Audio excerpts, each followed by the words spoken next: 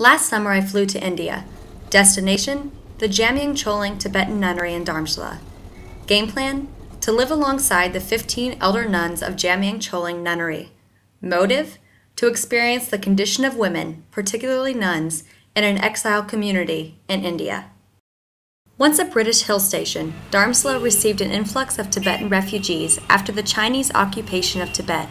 Dharamsala became the new home of His Holiness the Dalai Lama and the Tibetan government in exile in 1960, when the Prime Minister of India granted the land to exiled Tibetans. Nestled on the ridges of the foothills of the Himalayas, it is the true hub of Tibetan life. According to the Tibetan Nuns Project, founded under the Tibetan Women's Association, the majority of Buddhist nuns leave Tibet because of the repressive political situation.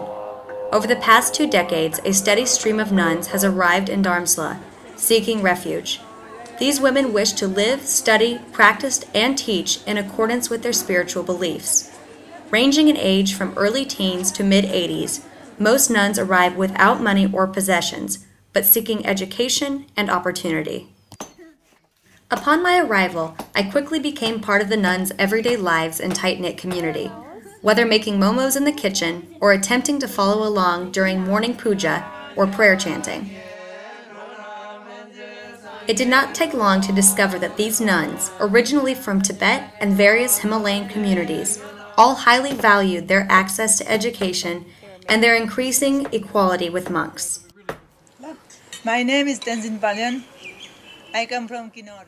When asked what their favorite part of being a nun was, they were quick to reply. Education? Yeah. Like Buddhist philosophy? Buddhist philosophy and grammar and English, all up. I taught 5 classes a day for different levels of English and computer. The nuns said Dharamsala offered them the rare access to great Tibetan philosophy teachers as well as the Dalai Lama's teachings. They credit the Dalai Lama with encouraging equal education for both monks and nuns. And they like animals. They have got The nuns also take part in many other educational opportunities, such as science seminars and women leadership conferences in and around India.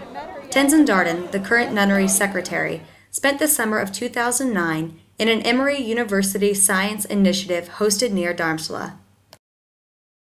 Nuns in Dharamsala took education beyond the books and classroom in the same way that monks have for many decades.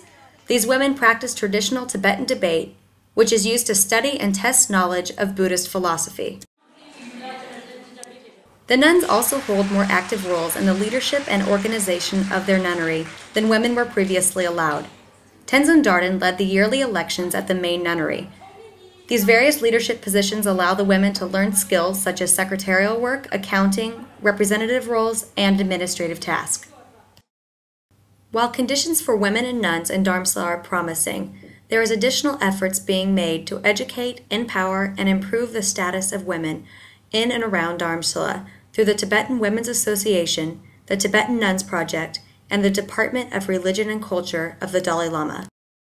The nuns themselves also plan to spread their enthusiasm for knowledge and the opportunities they have had to other women. Additional efforts to educate, empower, and improve the status of women are being made by programs through the Tibetan Women's Association and the Department of Religion and Culture of the Dalai Lama. The nuns themselves also plan to spread their enthusiasm for knowledge and the opportunities they have to other women. While the nuns at Jamyang Choling may have to return to the nunneries near their villages upon completion of their studies, Dharamsala is their preferred place to live and learn.